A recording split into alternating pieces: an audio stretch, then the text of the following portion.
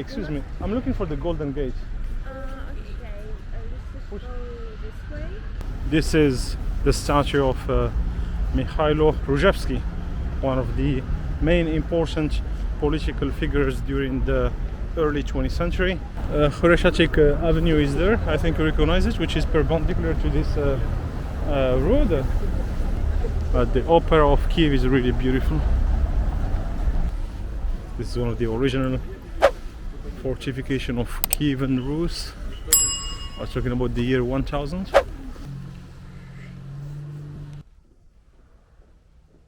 It's a very beautiful autumn day today. The weather is very nice. Let me show you the sky. A beautiful blue sky. Trees are changing their color. And this tree is giving some fruit. Is it apple? Yeah, it's apple. Here we go. Can't get enough of this weather. It's so sunny, so beautiful, so peaceful, I'd say. It takes me too long to go to my destination because I stop by, take pictures, record videos.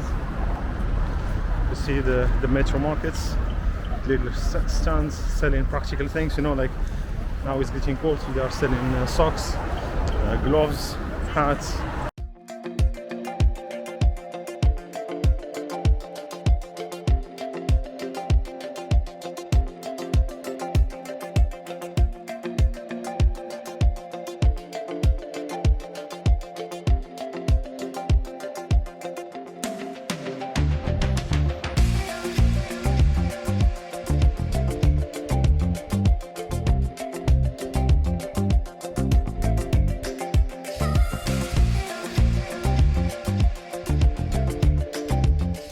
Oh, Taras Shevchenko University. Okay, so this is one of the main universities of Ukraine. Keep your focus, which means that you'll see a lot of young people. Yeah, there is a beautiful park in front of Taras Shevchenko University. Let me show you.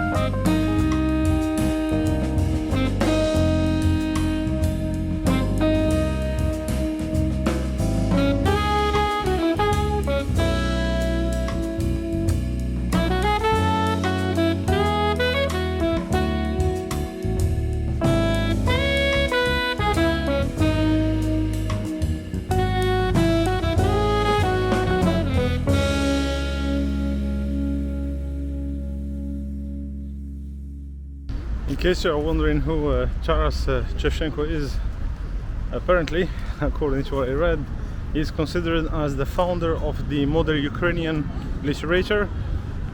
He was a poet, but also a painter, illustrator, political figure. You know, in the 1800s, they used to do more than just one thing. So definitely he was one of them. I guess that's why he deserved the statue in the heart of Ukraine, but also one of the largest universities of Ukraine is named after him. Here's a cute little cafe called The Bubble. Everything is cute here. The name, the location, the construction of the cafe itself, the colors, pink colors. Here you go, you have your little tables. Just imagine here in summer. And you see, practical Ukrainian people. If you sit outside, you have even your electric plug. So no stress about your laptop.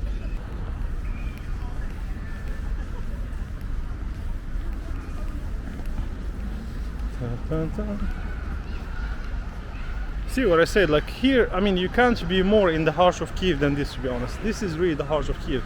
And look, like a beautiful park in the middle of the city, and this is like nothing, because where I live, which is okay, it's the Mivska metro station, it's not really the heart of the city, and they did it on purpose because I don't want to be paying here 2,000 euros for an Airbnb. It would be psychologically traumatizing experience to come until Ukraine, where the cup of tea costs 50 cents and pay an Airbnb 2,000, because that's the cost here in the heart of the city.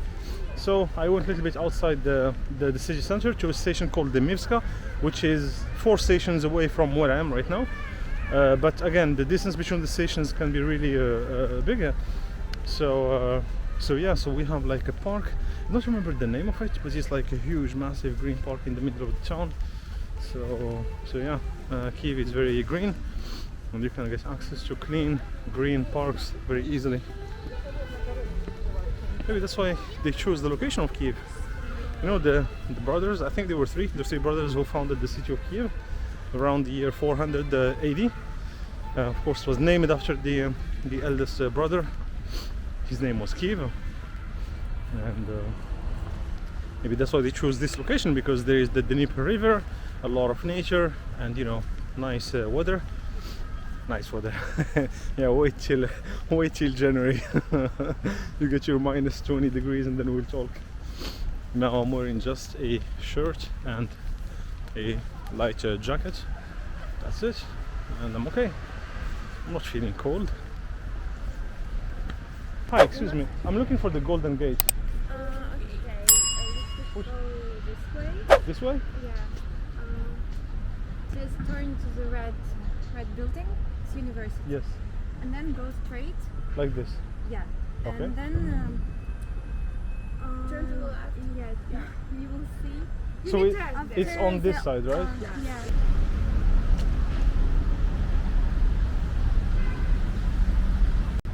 Alright, I know exactly where I am now.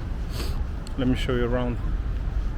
This is the statue of Mikhailov Rujevski, one of the main important political figures during the early 20th century. That kind of helped revive the Ukrainian identity, because again, Ukraine was under the Tsar for many years. So he's one who said, no, we want to be Ukrainians actually. And so yeah, that's why he has his statue here. And we have, I think the opera shouldn't be far. There is the how it's called, the Academy of Art, the Ukrainian Academy of Art, which should be, I guess, this building. Yeah, I guess it's this one. The city of Paris regulates, they call the urbanism, you know, like you own a building, okay, I get it, but you can't do everything you want with it. Here you have more freedom when it comes to how you can paint your building. Germany is the same. That's, you know, I like the German cities, like they're very colorful, you know. And of course, here it is, the opera, the beautiful, majestic opera of Kiev. I would love to go one day to watch something there. Rujevski Avenue is there. I think you recognize it, which is perpendicular to this road. And yeah, probably 3 minutes from here I'll be at the Golden Gate. The opera of Kiev is really beautiful. Now I am excited because after the Golden Gate I'll get one of the Ukrainian cheese. And what am I gonna eat? Donut? No, that's a little bit heavy. They have financier. I'll show you the financier here in Ukraine with pistachio. I never saw anything like that in France. Of course, we have financier in France, the regular one, then they add like cherries or something like this on it. But this one is with pistachio. That looks tasty. Feel the vibes. Here it is. This is one of the original fortification of Kiev and Rus. I was talking about the year 1000. Of course, it didn't look like this originally. They reconstructed it. The Soviet Union did, and apparently people were unhappy about it. Many said now originally it didn't really look like this because they had many ideas, many projects. They adopted this one. That looks like to me like a Mongol or Chinese monument. That's how we see it. But it's beautiful. The area is beautiful here.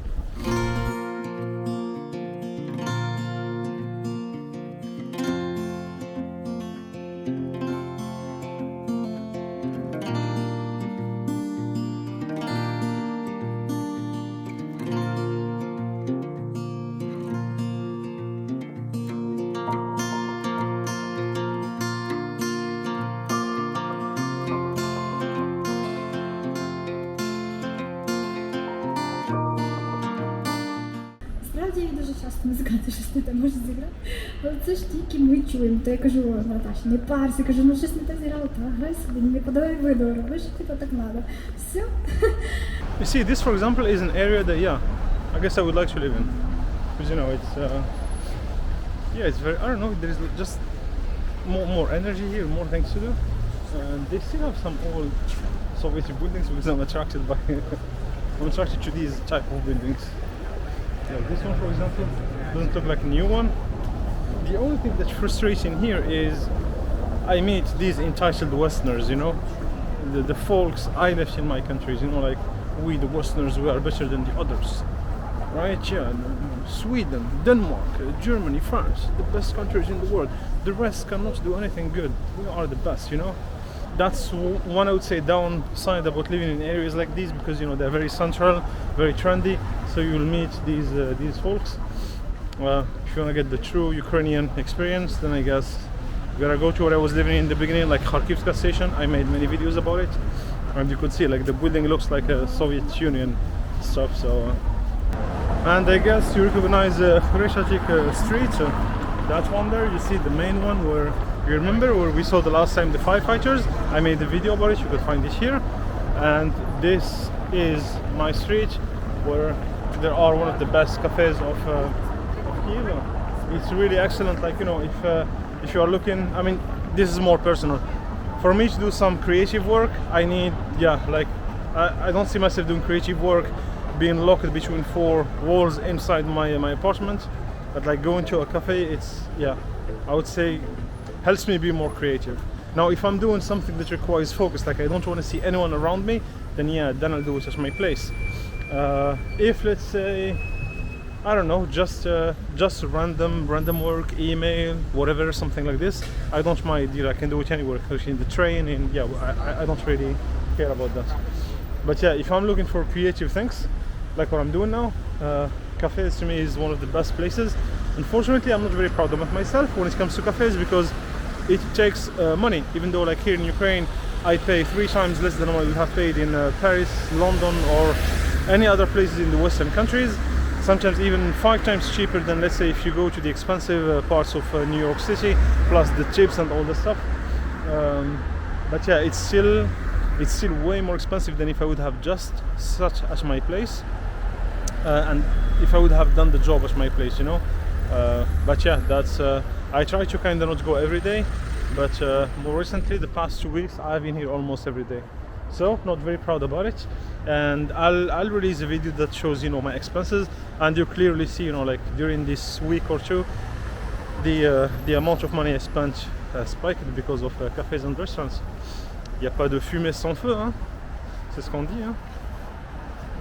Here is my cafe. See the vibes. Right. Ah, no camera. Ciao.